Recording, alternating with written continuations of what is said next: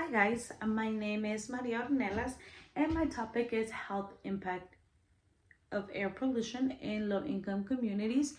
I found this topic pretty interesting because air pollution it's a huge problem, and not just here in the United States but all over the world. Um, and I feel like air pollution doesn't just affect low income communities.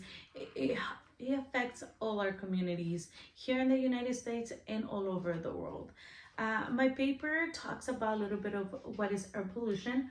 I also talk about the inconvenience that low income communities have with health help, and also in one of the small part of my paper, I talk about the Africa communities, how they struggle, and I feel like that part impact me more because um, they're really low income communities that they still cook with fire that causes inside pollution, air pollution that could affect their children's, pregnant women, older people, and they could lead to asthma, lung problems, and respiratory problems that they can lead you to death.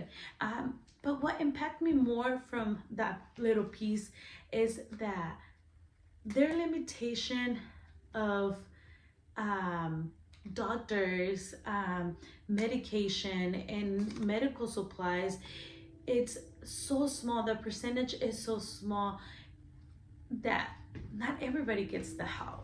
So I think that was one of the parts that impact me more.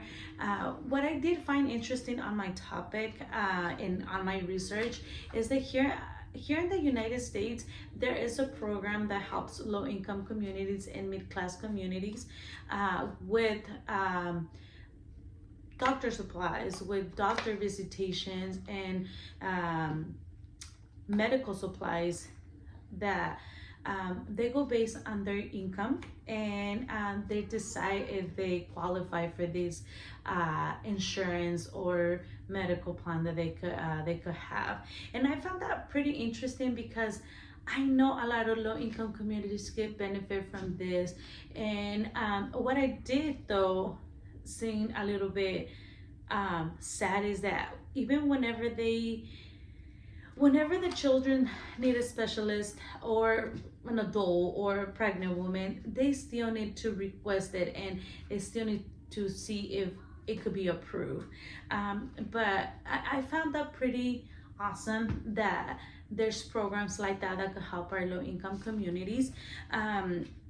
I also talk about a little bit of the Environment Protection Agency, which it's pretty interesting how they could help the environment, how they help the low income communities, that they could be better in doing certain stuff, and they could help to reduce the air pollution, like using natural gas.